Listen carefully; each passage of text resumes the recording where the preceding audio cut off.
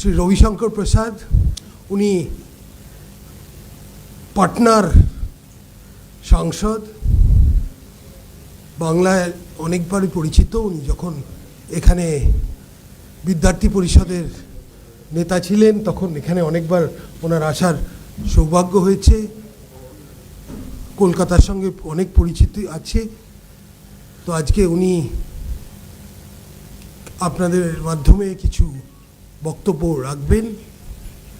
तो रवि जी आप बताइए, अंग्रेजी हिंदी मिक्स करके जो आपको सुविधा है बताइए।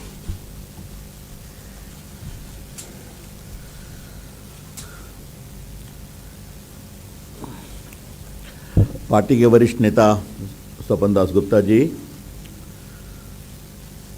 हमारे आईटी सेल के राष्ट्रीय अध्यक्ष संयोजक मित्र अमित मालवीय जी, बाजोरिया जी और सभी पत्रकार मित्रों, नमस्कार। पहले मैं अपनी ओर से कुछ बातें रखूंगा, फिर जो आपके सवाल होंगे उसका मैं उत्तर दूंगा। With each passing day, Mamata ji is showing her desperation. Not only as the Law Minister of India, but also as the Senior Lawyer of Supreme Court of India, I want to convey to you that since the day Model Code of Conduct came into force, no Chief Minister has asked for घेराव of security officers. आज तक किसी chief minister ये नहीं कहा कि security forces को घेराव करो जो पोलिंग के सेफ्टी सिक्योरिटी के लिए आते हैं, because security forces represent the authority of the election commission, जिसका काम है फ्री एंड फेयर इलेक्शन करना। और बाद में जस्टिफाई ये किया कि घेराव इज अ डेमोक्रेटिक राइट।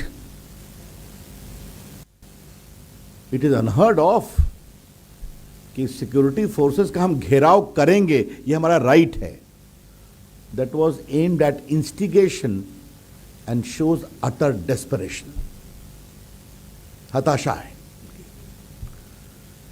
इसका मतलब है कि चुनावी हवा किधर बह रही है मुझे बताने की जरूरत नहीं, और उनकी जो आवाज आजकल एक आई है कि बॉडी मत उठने दो, हमें पुलिस ऑफिसर्स को फंसाना है, दिस इज टू डिमिनिंग।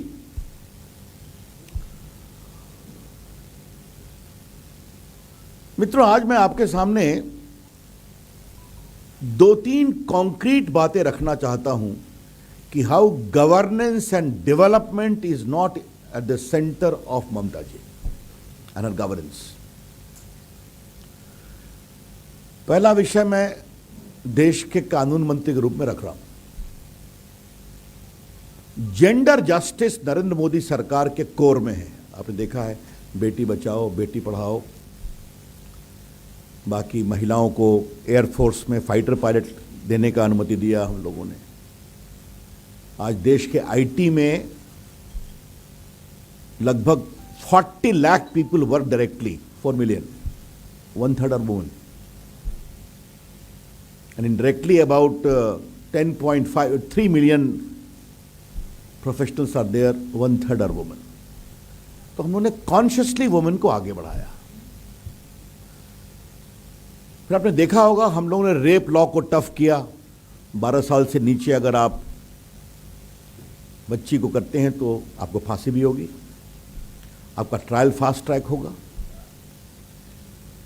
और चिल्ड्रन के बारे में भी हम लोगों ने पॉस्को एक्ट को बहुत मजबूत किया है, prevention of sexual crime against children. और इसके लिए हम लोगों ने फास्ट ट्रैक कोर्ट देश में 1000+ स्टैब्लिश किया।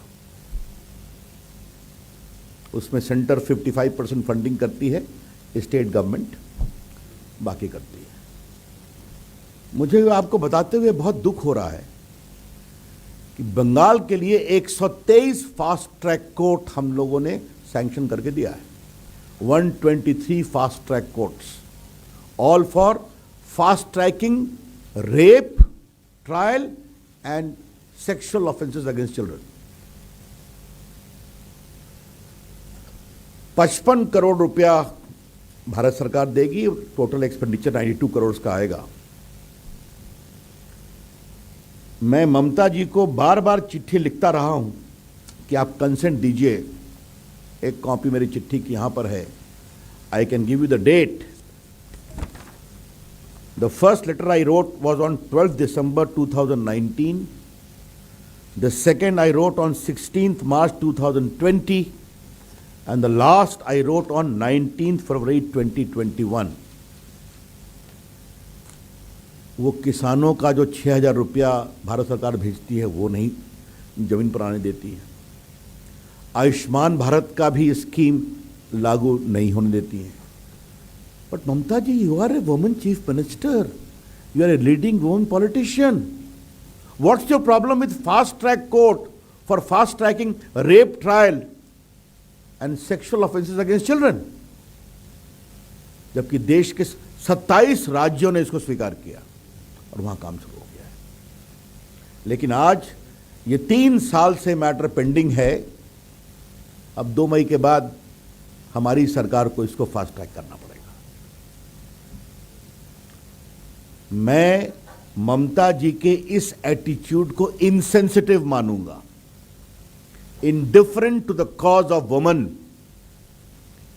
क्या आप, और मैंने मालूम किया कि कितने यहां पर रेप केसेस पेंडिंग हैं और इस तरह के, the total rape cases pending for trial and POCSO is 20,221। Because हम जो कोर्ट एस्टैब्लिश करते हैं तो अगर 123 केस है तो हम लोग 65 प्लस इस तरह से कैलकुलेट करते हैं। More than 20,221 rape and children sexual offenses cases are pending. We are willing to give money. She is not giving consent. How far it is? So it is a very shameful case of being utterly insensitive to gender cause. नारी कल्याण, नारी सुरक्षा के प्रति ममता जी की सरकार कितनी संवेदनहीन है, ये उसका परिचय है। आपको मालूम है 3 तलाक का कानून संसद में पारित हुआ था। स्वपन बाबू ने भी राज्यसभा में उस पर भाषण दिया था, जहां तक मेरे स्मरण आता है। दोनों हाउस में विरोध किया गया। टोकनिज्म, कभी वॉकआउट, कभी ये सवाल कभी वो सवाल। जबकि 3 तलाक is neither relating to any issue of religion or worship. It is only on gender justice, gender dignity, gender equality. नारी न्याय, नारी गरिमा और नारी उत्थान, उसका भी विरोध किया। तो ये 2 एग्जाम्पल मैं आपको देना चाहता हूं। ऐसे बहुत हैं, लेकिन 2 मैंने आपके सामने रखा। अब मैं थोड़ा देश के आईटी मंत्री के रूप में बंगाल के बारे में बात करना चाहूंगा, और ये और भी गंभीर बात है। आपकी जानकारी के लिए, नरेंद्र मोदी की अगुवाई में हमने देश के आईटी में मैं इंफॉर्मेशन टेक्नोलॉजी भी है, कम्युनिकेशन में फोन वगैरह है, इंटरनेट है, और इलेक्ट्रॉनिक भी मंत्री मैं ही हूं, electronic manufacturing. India is emerging as a big centre of electronic manufacturing. The second point. अब आपकी जानकारी के लिए मैं एक खाली एग्जाम्पल देता हूं। जिस समय 14 में हमारी सरकार आई थी, देश में इलेक्ट्रॉनिक मैन्युफैक्चरिंग था 1.9 लाख करोड़। ये 19-20 में it has risen to 5.3 lakh crore, compound growth rate 23%। 14 में हमारी सरकार आई थी तो देश में सिर्फ 2 मोबाइल फैक्ट्री थी, आज 200 है, 200। हम चाहते हैं पूरे देश में इलेक्ट्रॉनिक क्लस्टर्स आए, बाकी आए। देश में हमने कई जगह क्लस्टर्स भी लगाया है, लगभग 40,000 करोड़ का इन्वेस्टमेंट आया है, उसमें हम इंसेंटिव भी देते हैं। हम लोग की बहुत इच्छा थी कि बंगाल में इलेक्ट्रॉनिक मैन्युफैक्चरिंग आगे बढ़ना चाहिए। और यहां मैं आपको बहुत ही दुख भरी कहानी बताना चाहता हूं।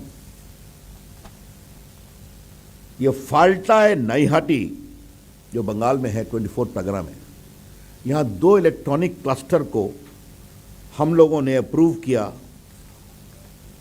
कब अप्रूव किया? इन फरवरी 2016 for Falta and August 2016 for Naihati.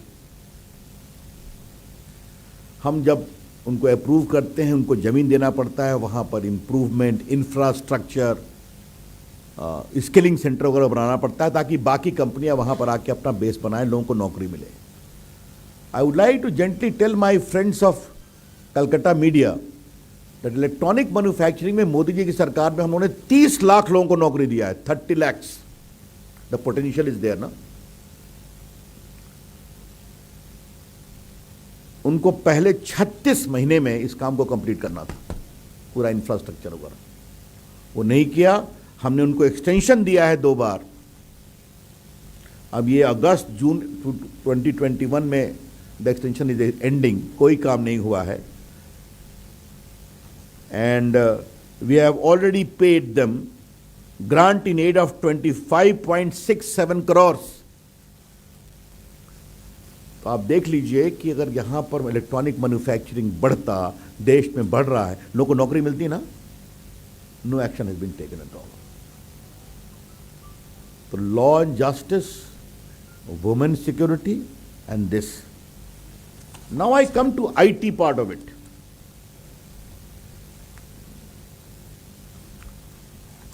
देखिए, आज के अखबार में, मैं I am sorry taking name, Economic Times में खबर छपी है कि भारत में आईटी हायरिंग बहुत हो रही है और इस साल टीसीएस, इन्फोसिस वगैरह 1 लाख लोगों को अपॉइंट करने वाले हैं. Because in the wake of Covid, India has picked up very well in digital governance. You know it very well. If I can tell you in the lighter vein, corona में no rail movement, no plane movement, no road movement, but the entire country kept going by the 3 departments I was handling: communication, IT, work from home, virtual rallies, virtual talk. Bengal में कुछ हो रहा है? कुछ नहीं. We want all this also to come in Bengal. और ये मैं आपको इसलिए बोल रहा हूं कि हम आईटी विभाग से सेंटर ऑफ एक्सेलेंस देश भर में खोलते हैं, जहां बच्चों को नए नए अवसर मिले, वो करें. हमें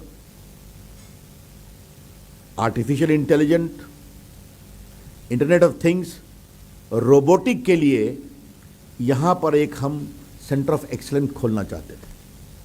हमें कोई सहयोग नहीं मिला. स्वाभाविक बाद में वो दूसरे प्रदेश में गए. आज भी हम खोलना चाहते हैं. तो ये कोई आश्चर्य नहीं है कि अगर वो किसानों का 6,000 रुपीज नहीं स्वीकार करती हैं, आयुष्मान भारत नहीं स्वीकार करती हैं, इलेक्ट्रॉनिक मैन्युफैक्चरिंग में वो सहयोग नहीं करती हैं, तो सेंटर ऑफ एक्सीलेंस कभी बनाएंगे क्या? Friends, therefore Mamata ji's government is a total embodiment of corruption, misrule, mal governance and appeasement. Mamata ji की पूरी सरकार कुशासन, भ्रष्टाचार, तोलाबाजी और जिस तरह से होता, इसीलिए आप देख रहे हैं कि पूरे चुनाव में ममता जी ने कभी विकास का मुद्दा नहीं बनाया कि हमने ये काम किया है, आगे हम ये काम करेंगे. ये शब्दों का प्रयोग करती हैं तो मैं क्या बताऊं. इसलिए आज हम बहुत विनम्रता से हम बंगाल के नौजवानों को ये बात कहना चाहते हैं कि हमारे मैनिफेस्टो में बंगाल को एक बड़े आईटी हब बनाने, स्टार्टअप मूवमेंट को मजबूत करने के लिए हमारा बहुत ही इलैबोरेट प्लान है. और हम उसको एक बार बंगाल के प्रेस के मित्रों के सामने रखना चाहेंगे कि हम लोगों ने उसको बहुत ही विस्तार से कहा है.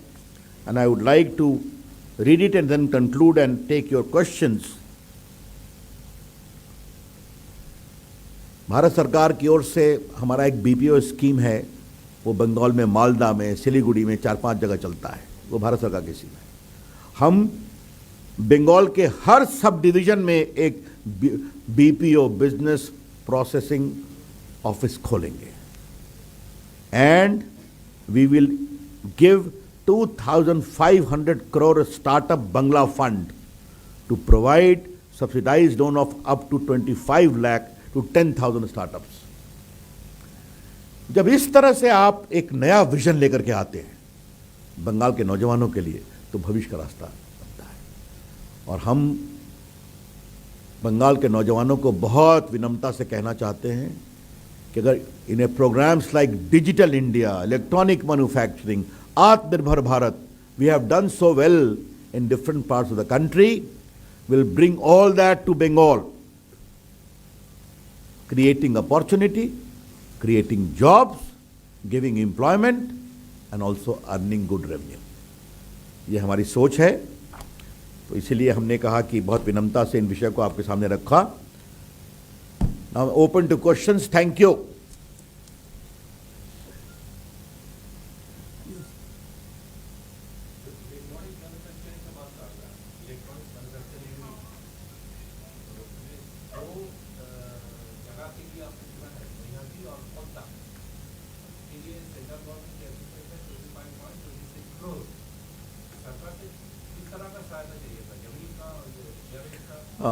दो चीज होता है, it is the first instalment of grant in aid to give 50 crore plus.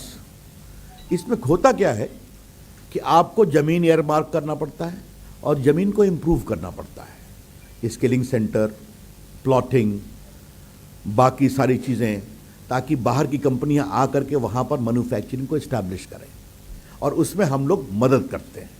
This is the whole scheme of electronic cluster scheme.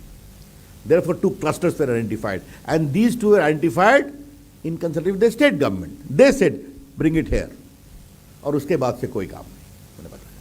Sir, ये 5 दफा निर्वाचन हो गया है, आपने देखे हैं, आपका असेसमेंट क्या है, किस तरह से ये Bengal is yearning for a change, परिवर्तन निश्चित होगा, मैं देख रहा हूँ।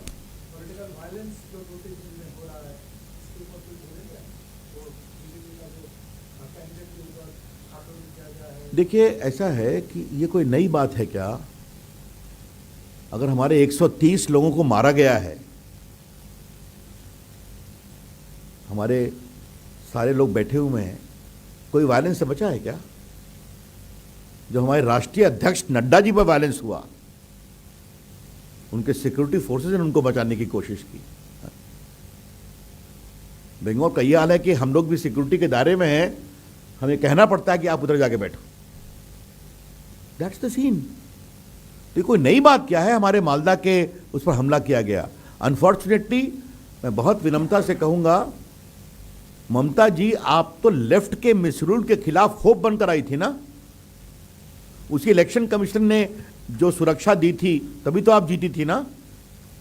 और आप लेफ्ट के पूरे मिसरूल को एक्सप्लॉइट कर रही हैं, in the process compromising democracy. हाँ, सवाल ये है कि इलेक्शन कमीशन ने बहुत बड़ी तादाद में जो है सेंट्रल फोर्स उतारा है पुरअमन चुनाव के लिए, लेकिन इस वक्त जो हो रहा है हर जिले में तकरीबन कुछ न कुछ हुआ, तो इसको आप किस तरह देखिए? पुरअमन चुनाव कहेंगे आप? देखिए, मैं तो आपसे एक ही बात कहूंगा कि पत्रकारों से आग्रह करूंगा कि पूर्व के चुनाव जो बिना सेंट्रल फोर्स के होते हैं, ममता जी की पुलिस की अगुवाई में होते हैं, उसको कंपेयर कर लें आप। हमने तो एक ही बात देखी है कि यहाँ लोकल बॉडीज के चुनाव थे, तो पूरे टीवी पर हमें एक फुटेज दिखाया गया, आप लोगों ने भेजा होगा, कि एक जगह ट्रेल कर रहे थे तो काउंटिंग में घुस के स्टैंपिंग हो रही थी। हमने ये भी देखा है।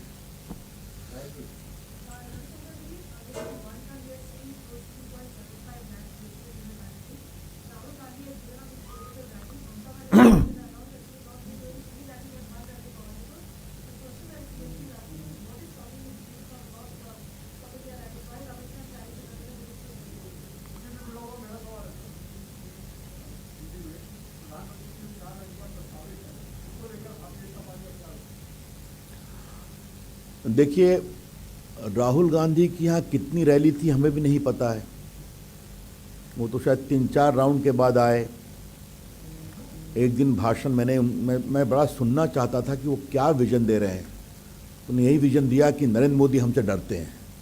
अभी हमने एक नई जानकारी प्राप्त की, उसके बाद उन्होंने कहा कि आई एम विड्रॉइंग। तो क्या कहा जाए, the captain found his ship was sinking, isn't it, तो फाउंड एन एलिबाई। देखिए, कोरोना के बारे में हमारी सोच बहुत साफ है। कोरोना दुर्भाग्यपूर्ण है और हमारी सरकार राज्यों की मदद से इसको रोकने में पूरी कार्रवाई कर रही है और बिना किसी भेदभाव के कर रही है और करेंगे।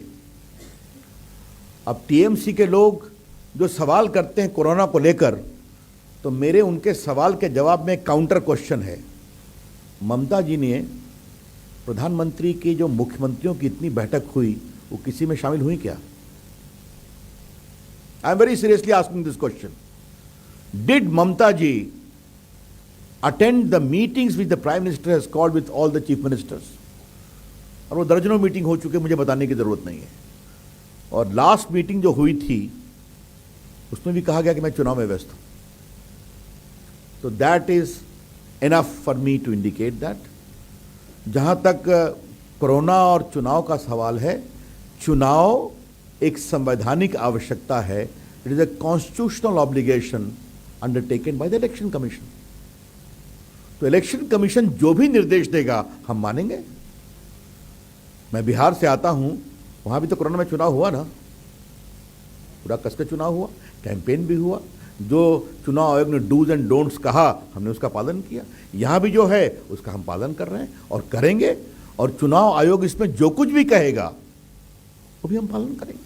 कैंपेन टाइम को उन्हें शॉर्ट कर दिया है, बाकी कर दिया है। इसलिए the only authority to decide the issue during the process of election is the Election Commission alone. And whatever the Election Commission says, we will abide. When we looked at Delhi and the lockdown, there is a situation where there is shortage of remdesivir as well as oxygen supply. How is the government dealing with it? I think it is very elaborately all the government has taken the firm position. You may have heard about yesterday's decision that all the oxygen for industrial use has been banned, except few.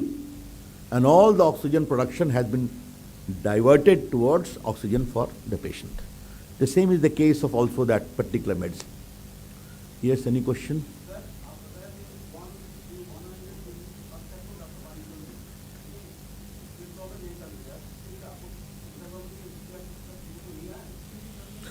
ऐसा है, fast track code 123 for Bengal, more than 1000 for the entire country, about 1100.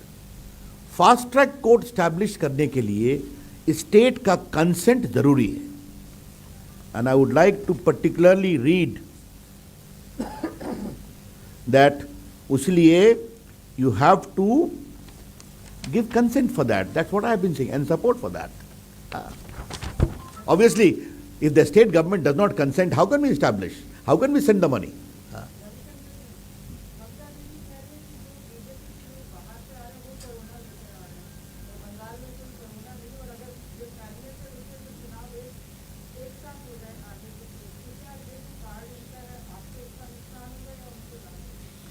ऐसा है कि अब इस पर मैं क्या बोलूं।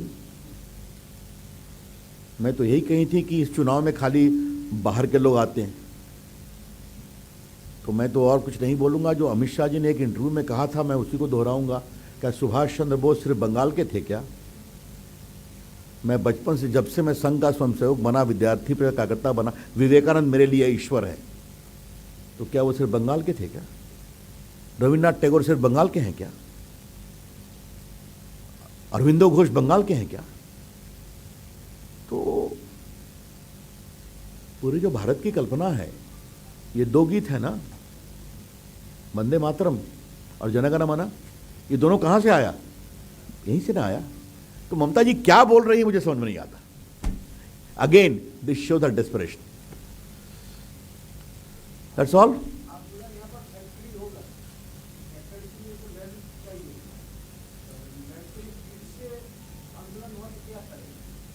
ऐसा है, आप बातचीत करके रास्ता निकालेंगे ना। यहां उन्होंने जमीन फाइनली अलॉट नहीं किया है, जमीन रखा हुआ है, उस पर काम नहीं किया है। देखिए, दो चीजें जान लीजिए।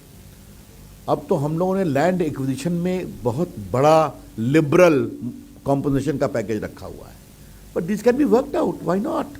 Bengal needs industry. हम चाहते हैं कि बंगाल का जो पुराना पूरा ट्रेडिशन रहा है वही आए। हम किसी पर फोर्स नहीं करेंगे, लेकिन यहां तो कोई इंडस्ट्री आ ही नहीं रही है, चाहे वो लेफ्ट का राज हो या टीएमसी का राज हो। और बंगाल को अगर आगे बढ़ना है तो यहाँ नौकरी चाहिए, एम्प्लॉयमेंट चाहिए, तो यहाँ फैक्ट्री, बिजनेस, इन्वेस्टमेंट आना पड़ेगा। अब आपको मैं एक ही चीज़ बताऊं, मुझे एक बहुत रोचक कहानी बताई गई कि ये जो ईज ऑफ डूइंग बिजनेस है उसमें बंगाल कहाँ है। देखिए आप, बंगाल का ease of doing business was rank 10 in 2017. It rose to rank 9 in 2019. Uttar Pradesh की तो बहुत आलोचना करती हैं Mamata ji. UP was ranked 12 in 2017. Now it has become rank 2 in 2019. तो आपको जब यहां इन्वेस्टमेंट चाहिए, फैक्ट्री चाहिए, ट्रेड चाहिए, तो ease of doing business is important, good law and order is important. That's all I suppose. Thank you. Thank you. I think Ravi Babu was being slightly thora understatement when he said the what was the word you used for Mamta? That I think what it shows that she was completely disinterested in issues of industry, women's empowerment, and IT. So all development issues were issues which have never been of any concern to her, which is why in her election speeches now, she is only talking about her foot, Amit Shah's girth, the Prime Minister's smile, and the behavior of the central forces. I think development does not feature on her agenda. Good one. Thank you.